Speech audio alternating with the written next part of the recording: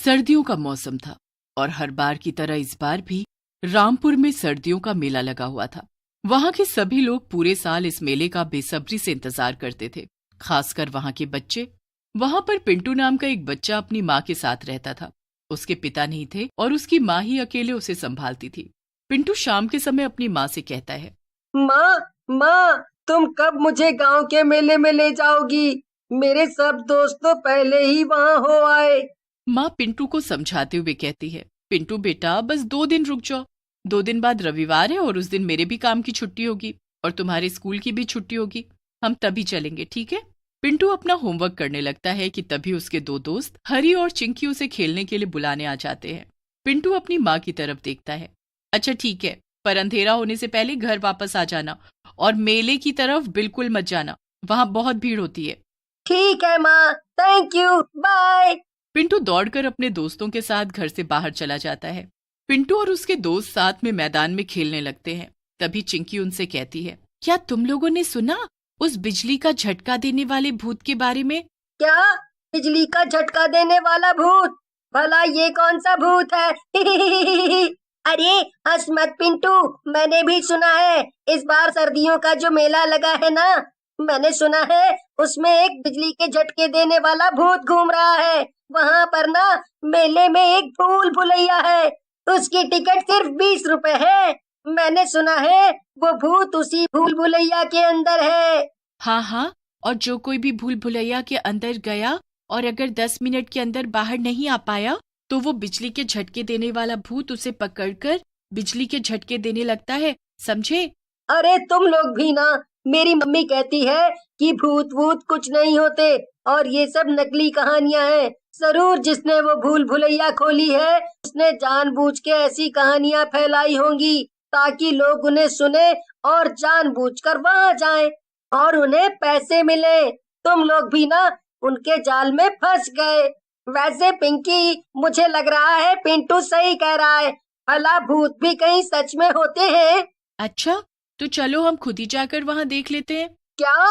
नहीं नहीं, पागल हो क्या तुम लोग? मम्मी ने मुझे वहां जाने से सख्त मना किया है। मम्मी ने कहा है वो मुझे खुद रविवार को वहां ले जाएंगी, तब मैं जाकर देख लूंगा कि उस भूल भुलैया में सच में कोई बिजली के झटके देने वाला भूत है या नहीं। अच्छा ठीक है, फिर तो हम भी रविवार को तेरे साथ चलेंगे। हम तीनों साथ में उस भूल भुलैया के अंदर जाएंगे, ओके? अंधेरा होने लगता है और तीनों बच्चे वापस अपने अपने घर चले जाते हैं। रविवार के दिन शाम होते ही हरी और चिंकी पिंटू के घर पहुंच जाते हैं। पिंटू, तैयार हो कि नहीं? देखो, हम लोग आ गए। हाँ पिंटू, दरवाजा खोलो। तभी पिंटू की मम्मी दरवाजा खोलती है। आओ बच्चों, अंदर आओ, बस पिंटू तैयार हो ही गया, फिर हम सब चलेंगे मेले में। तुम लोगों ने अपने अपने घर पर बता दिया है ना? हाँ आंटी, हम दोनों ने अपने अपने घर पर बता दिया है। इतने में पिंटू वहां तैयार होकर आ जाता है और सब मिलकर मेला जाने के लिए चल देते हैं। वहां पहुंचकर मम्मी पिंटू को कुछ पैसे देकर कहती है, पिंटू ये लो पैसे। अब तुम्हें अपने फ्रेंड्स के साथ जिस भी राइड पर जाना हो या जो कुछ भी खाना हो तुम खा सकते हो, पर ध्यान रहे तुम में से अगर कोई भी खोए या कुछ चाहिए हो तो यहीं पर आना। मैं यहीं पर तुम लोगों का इंतजार करूंगी, ओके? ओके मम्मी, चलो हरी और चिंकी, जल्दी से चलते हैं। हरी, चिंकी और पिंटू झूला झूलने के लिए चले जाते हैं। तभी चिंकी कहती है, रुक जाओ हरी और पिंटू, क्या तुम लोग भूल गए हमारा यहाँ आने का मेन मकसद क्या था? ये पता लगाना कि वो बिजली के झटके देने वाला भूत सच में है या नहीं। हम यहाँ झूला झूलने थोड़ी आए हैं। अरे हाँ चिंकी, याद है हमें। पर अब यहाँ आ ही गए हैं तो क्यों ना पहले झूले झूल लें। वैसे भी भूल भुलैया में हमें कुछ नहीं मिलने वाला। नहीं, अगर नहीं ही मिलने वाला तो वहां पहले जाने में क्या प्रॉब्लम है? चलो हम पहले वहीं पर ही जाएंगे। अच्छा ठीक है, चलो फिर। तीनों उस भूल भुलैया के बाहर जाकर खड़े हो जाते हैं और तीनों को ही अंदर जाने में थोड़ा सा डर लगने लगता है। दोस्तों, क्या तुम्हें सच में लगता है हमें अंदर जाना चाहिए? हाँ हरी, हम डरने के लिए यहाँ नहीं आए, चल। पिंटू जाकर भूल भुलैया के 3 टिकट्स खरीद लेता है और तीनों साथ में अंदर चले जाते हैं। अंदर काफी अंधेरा था और सिर्फ एक रेड कलर की। देखो, मैंने पता किया है। हम इन 3 रास्तों में से किसी से भी जाएं बाहर निकलने का रास्ता हमें तीनों से मिल जाएगा। तो क्यों ना हम तीनों अलग अलग होकर एक एक रास्ते से जाएं। और ध्यान रखना, हमें 10 मिनट से पहले यहाँ से निकलना होगा। और अगर खो जाओ तो वापस यहीं आ जाना। ओके? तीनों अलग अलग रास्ते पर चल देते हैं। अरे यहाँ तो इतने सारे रास्ते हैं, किस पर जाऊं? चलो इस पर चलता हूँ। वैसे भी ये ज्यादा बड़ा नहीं हो सकता। थोड़ी ही देर में पिंटू भूल भुलैया से बाहर निकल जाता है। उसके बाहर निकलते ही वो देखता है कि हरी भी बाहर निकल चुका है। वो दोनों अब चिंकी के बाहर आने का इंतजार करने लगते हैं। उधर चिंकी भूल भुलैया के अंदर फंस गई थी और उसे सही रास्ता नहीं मिल रहा था। अरे ये क्या हो रहा है? यहाँ तो सब रास्ते एक जैसे हैं। अब मैं बाहर कैसे निकलूं? यहाँ तो इतना अंधेरा भी है। मुझे बहुत डर लग रहा है। कहीं वो बिजली के झटके देने वाला भूत सच में आ गया तो? हे भगवान! इतना कहकर पिंकी फिर से एक दरवाजा खोलती है और अंदर चली जाती है। अरे इसके आगे तो कोई दरवाजा है ही नहीं। एक काम करती हूँ, जहां से मैं आई थी उसी तरफ जाने की कोशिश करती हूँ। पर जैसे ही चिंकी वापस जाने के लिए पीछे मुड़ती है, वो देखती है सामने कोई आदमी नहीं था बल्कि एक भूत था। आ! बचाओ! बचाओ! ये तो वही बिजली के झटके देने वाला भूत है। ये तो सच का भूत है। तो तुझे क्या लगा कि मैं इंसान हूँ और तुझे यहाँ बचाने आया हूँ?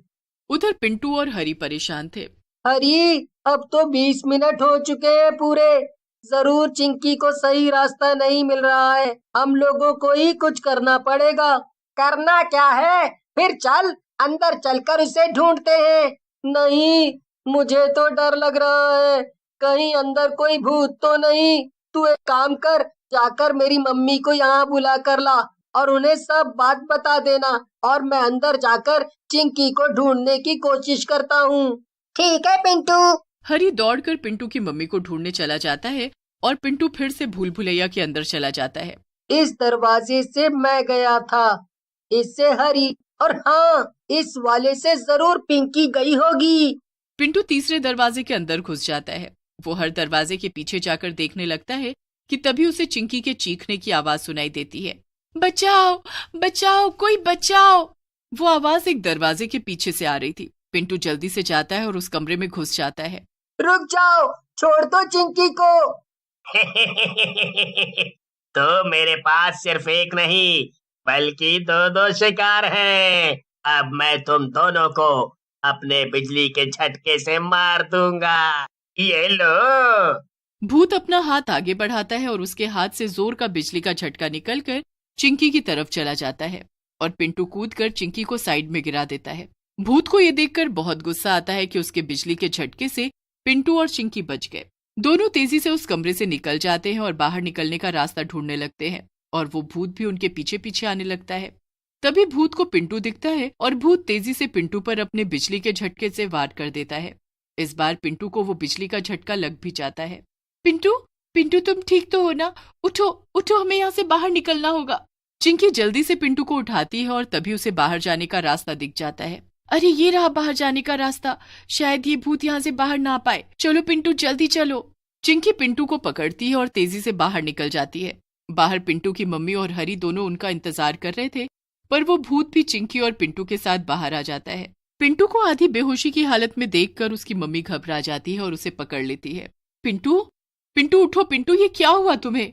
आंटी, ये सब इस भूत की वजह से। इसने पिंटू को अपने बिजली के झटके से मारा और ये देखिए ये बाहर भी आ गया। अब हम क्या करेंगे? तभी पीछे से एक औरत आती है और कहती है, कब से ढूंढ रही थी मैं इसे। वो औरत एक बोतल खोलती है कि तभी वो भूत उस बोतल के अंदर कैद हो जाता है। अरे बेटा, मैं एक तांत्रिक हूँ और वो भूत सालों से मेरी इस बोतल में कैद था। मैंने ही उसे पकड़ा था, पर जब मैं इस मेले में घूमने आई थी, मेरी वो बोतल मुझसे टूट कर गिर गई, तो ये भूत आजाद होकर इस भूल भुलैया में आकर फंस गया। कोई बात नहीं आंटी, पर देखिए उस भूत की वजह से हमारा ये दोस्त बेहोश हो गया। प्लीज आप इसे ठीक कर दीजिए आंटी। ये सुनकर वो औरत पिंटू के पास आती है और उसके चेहरे पर अपना हाथ फेरती है। इससे पिंटू को होश आ जाता है। इसके बाद वो औरत वहां से चली जाती है और पिंटू, हरी और चिंकी भी अपने घर वापस आ जाते हैं। शहर से कुछ दूरी पर एक बहुत बड़ा और घना जंगल था। उस जंगल में एक चुड़ैल अपनी चुड़ैल बेटी के साथ रहती थी। वो चुड़ैल अपनी चुड़ैल बेटी को बहुत प्यार करती थी और प्यार से उसे बिनी बुलाती थी। बिनी चुड़ैल दिखने में थोड़ी अलग थी। उसका आधा शरीर चुड़ैल का और आधा शरीर बकरी का था। एक दिन बिनी दूर पहाड़ी पर खड़ी होकर स्कूल जाते हुए बच्चों को देख रही थी। इतने गौर से क्या देख रही हो बिनी? माँ, मैं बस उन सभी बच्चों को देख रही हूँ जो स्कूल जा रहे हैं। वो देखो, मेरा भी बहुत मन करता है स्कूल जाने का, स्कूल में बैठकर पढ़ने का। माँ, मुझे भी स्कूल जाना है, क्या तुम मुझे स्कूल भेज सकती हो? बिनी की बातें सुनकर माँ की आंखों में आंसू आ जाते हैं। मैं अपनी बेटी को जरूर स्कूल भेजूंगी और तुम्हें खूब पढ़ाऊंगी। पर माँ, ये तो संभव ही नहीं है। मैं इस हालत में कैसे स्कूल जाऊंगी? मुझे देखकर तो सभी बच्चे डर जाएंगे और तो और मुझे तो कोई स्कूल में घुसने तक नहीं देगा। ये सब तुम मुझ पर छोड़ दो। अगर मेरी बेटी को पढ़ने की इतनी ही लगन है तो एक माँ अपनी बेटी के लिए इतना भी नहीं कर सकती। मैंने कभी तुम्हें बताया नहीं कि मुझे जादू भी आता है। मैं तुम्हें जादू से एक साधारण लड़की बना दूंगी, फिर तुम स्कूल जा सकती हो। क्या? सच में माँ, तुम्हें जादू आता है? इसका मतलब मैं भी अब दूसरी लड़कियों की तरह दिखूंगी। अब तो मैं भी स्कूल जाऊंगी, सहेलियां बनाऊंगी। फिर क्या था, अगले दिन सुबह सुबह चुड़ैल अपने सामने बिनी को बुलाती है और कहती है, बिनी, मैं तुम्हें अब एक साधारण लड़की बनाने वाली हूँ, पर एक शर्त पर। हाँ माँ, बोलो ना, क्या शर्त है? मुझे तुम्हारी सारी शर्त मंजूर है, बस तुम मुझे इन चुड़ैल रूप से छुटकारा दिला दो और एक लड़की बना दो। मेरी शर्त यह है कि स्कूल की छुट्टी होते ही तुम सीधा घर आओगी, इधर उधर नहीं जाओगी, क्योंकि मेरा जादू सिर्फ आधे दिन ही चलेगा। मतलब सूरज ढलते ही ये जादू टूट जाएगा और तुम फिर से चुड़ैल रूप में आ जाओगी। मतलब यही ना कि जादू सिर्फ सूरज की रोशनी में ही चलेगा, चांद की रोशनी में नहीं? तुमने बिल्कुल सही समझा। बिनी अपनी चुड़ैल माँ की हर बात मानती है। चुड़ैल आंखें बंद करती है और बिनी पर कुछ जादू करती है। बिनी धीरे धीरे एक साधारण लड़की में बदल जाती है। माँ, माँ देखो मुझे, मैं कितना बदल गई। अब मैं चुड़ैल बकरी नहीं हूँ। फिर चुड़ैल भी अपना रूप बदलकर बिनी का दाखिला स्कूल में कराती है। अगली सुबह बिनी का स्कूल में पहला दिन था। बिनी स्कूल में खूब मन लगाकर पढ़ी। आज उसने कई सारे दोस्त भी बनाए अपने। छुट्टी के समय क्या हम दोनों साथ में चल सकते हैं? बातें करते हुए जाएंगे तो बहुत मजा आएगा। बताओ क्या बोलती हो? हाँ हाँ, क्यों नहीं, अब तो हम दोस्त बन गए हैं, साथ में जा सकते हैं। वैसे भी तुम्हारे साथ जाने में मुझे बहुत अच्छा लगेगा। छुट्टी होने पर बिनी सलोनी को एक छोटे रास्ते से जाने को बोलती है। छोटा रास्ता? क्या सच में स्कूल से घर तक जाने का यहाँ छोटा रास्ता भी है? मुझे तो कभी नहीं मालूम पड़ा उस रास्ते के बारे में। आज मैं तुम्हें वो रास्ता दिखाती हूँ, चलो मेरे साथ। पर उस रास्ते के बीचों बीच पहुंचते ही बिनी अपने असली रूप में आ जाती है। सलोनी उसे बकरी चुड़ैल के रूप में देखकर हैरान तो थी ही और डरी हुई भी थी। तुम बिनी से बकरी? नहीं नहीं, चुड़ैल कैसे बन गई? क्या है ये सब? कौन हो तुम? तुमने सही पहचाना, मैं बिनी हूँ, तुम्हारी सहेली, पर मैं एक चुड़ैल भी हूँ। कई दिनों से इंसान का मांस खाने का बहुत मन था, इसीलिए मैंने स्कूल में दाखिला लिया, स्कूल के बच्चों को खाने के लिए। और मैं धीरे धीरे सभी बच्चों को खा जाऊंगी, किसी को कुछ पता नहीं चलेगा। ये तुमने सही नहीं किया। मैं अभी जाकर सबको बताती हूँ तुम्हारे बारे में। जिंदा रहोगी तो बताओगी ना मेरे बारे में? चुड़ैल सलोनी को भागने नहीं देती। उसे मारकर वो बकरी चुड़ैल उसे पूरा खा जाती है। उसकी हड्डियों तक को चबा जाती है ताकि उसकी माँ को इसकी भनक भी ना लगे। सलोनी को खाने के बाद बिनी घर पहुंचती है। आज का दिन कैसा रहा स्कूल में?